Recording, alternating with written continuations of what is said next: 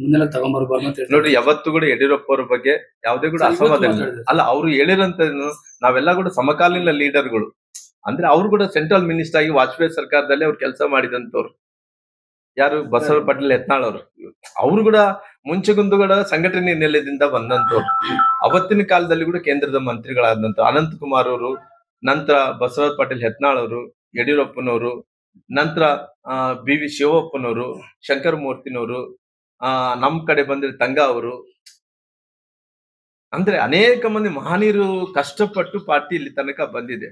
ಹಂಗಾಗಿ ಇವತ್ತು ಎಲ್ಲರ ವಿಚಾರದಲ್ಲಿ, ಅವ್ರ ವಿಚಾರದಲ್ಲಿ ಗೌರವ ಇದೆ ಎಲ್ಲರಿಗೂ ಕೂಡ.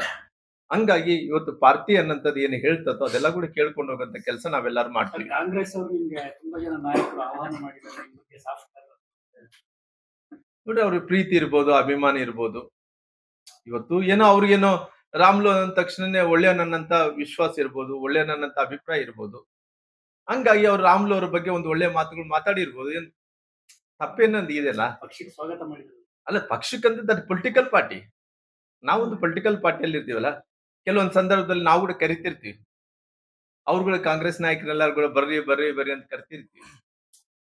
ಅಂದ್ರೆ ಇವಾಗೆಲ್ಲ ಪೊಲಿಟಿಕಲ್ ಪಾರ್ಟಿಯಲ್ಲಿ ನಾವು ಮಾತಾಡ್ಬೇಕಾಗುತ್ತಲ್ಲ. ಮಾತಾಡಿದ್ರೆ ಜನರಿಗೆ ಒಂದು ರೀತಿ, ಇಲ್ಲಪ್ಪ ಎಲ್ಲೋ ಒಂದ್ ಕಡೆ ಯಾರೊಬ್ಬ ಪೊಲಿಟಿಕಲ್ ಸಿಸ್ಟಮ್ ದಲ್ಲಿ ಬಹಳಷ್ಟು ವರ್ಷಗಳ ಕಾಲ ರಾಜಕಾರಣದಲ್ಲಿ ದುಡಿದಾನ, ಕೆಲಸ ಮಾಡಿದಾನ, ಇಡೀ ರಾಜ್ಯದಲ್ಲಿ ಸಂಘಟನೆ ಮಾಡಿದಾನ. ಅಂತ ಸಂದರ್ಭದಲ್ಲಿ ಆ ಪೊಲಿಟಿಕಲ್ ಪಾರ್ಟಿಯಲ್ಲಿ, ಯಾವುದೇ ಪಾರ್ಟಿಯಲ್ಲಿ ಇದ್ದಂತ ವ್ಯಕ್ತಿಗಳಿಗೆ ತೊಂದರೆ ಆದಂತ ಟೈಮಲ್ಲಿ ಒಂದು ಪಾರ್ಟಿಯಿಂದ ಒಂದು ಪಾರ್ಟಿ ಕರೆದು ಸಹಜ. ಅದು ಹೋಗೋದು ಬಿಡೋದು ಅನ್ನೋಂಥದ್ದು ಅದು ಪಾರ್ಟಿ ತೀರ್ಮಾನ ತಗೊಂತ ನಮ್ಮ ಮನಸ್ಥಿತಿಗೆ ತೀರ್ಮಾನ ತಗೋಬೇಕಾಗುತ್ತೆ. ನೋಡಿ ಸರ್, ರಾಜಕಾರಣನೇ ಬೇರೆ. ಅವತ್ತುಗಳು ಹೇಳಿದೀನಿ, ವೈಯಕ್ತಿಕ ಜೀವನನೇ ಬೇರೆ. ರಾಜಕಾರಣ ಜೀವನಕ್ಕೆ ವೈಯಕ್ತಿಕ ಜೀವನಕ್ಕೆ ನಾವು ಯಾವ್ದು ಕೂಡ ಅದರ ಲಿಂಕ್ ಮಾಡೋದು ಬೇಕಾಗಿಲ್ಲ. ಅದಕ್ಕೋಸ್ಕರವಾಗಿ ನಾನು ರಾಜಕಾರಣದ ಮಾತುಗಳು ಮಾತಾಡ್ಬೇಕಾದ್ರೆ ಪಾರ್ಟಿ ವಿಚಾರದಲ್ಲಿ ಮುಂಬರುವಂತ ದಿನಗಳಲ್ಲಿ ಯಡಿಯೂರಪ್ಪರ ಆಶೀರ್ವಾದದಿಂದಲೇ ಮುಂದುವರಿಬೇಕಾಗಿದೆ. ಹಂಗಾಗಿ ಇವತ್ತು ಅನುಭವ ಇಲ್ಲದಂತ ಟೈಮಲ್ಲಿ ಸಣ್ಣ ಪುಟ್ಟ ಏನಾಗಿ ಅವೆಲ್ಲ ಸರಿಪಡಿಸ್ಕೊಂಡು ಇವತ್ತು ರಾಜ್ಯಾಧ್ಯಕ್ಷರು ವಿಚಾರ ಬಂದಂತ ಟೈಮಲ್ಲಿ ಕೂಡ ಅವಕಾಶ ಇದ್ರೆ ನನಗೆ ಕೂಡ ಮಾಡಿಕೊಟ್ಟು. ನಾನು ಬಹಳ ಸ್ಪಷ್ಟವಾಗಿ ಹೇಳ್ತಿದ್ದೀನಿ, ಹೈಕಮಾಂಡ್ ಆದೇಶನೇ, ಹೈಕಮಾಂಡ್ ಏನ್ ನಿರ್ಣಯ ತಗೊಂತಾನೆ ಅದೇ ಫೈನಲ್. ನಾನು ಇವತ್ತು ರಾಮ್ಲೂರ್ ಬದಲಾವಣೆ ಮಾಡಂದ್ರೆ ಬದಲಾವಣೆ ಮಾಡಕ್ ಆಗುತ್ತೇನ್ರಿ?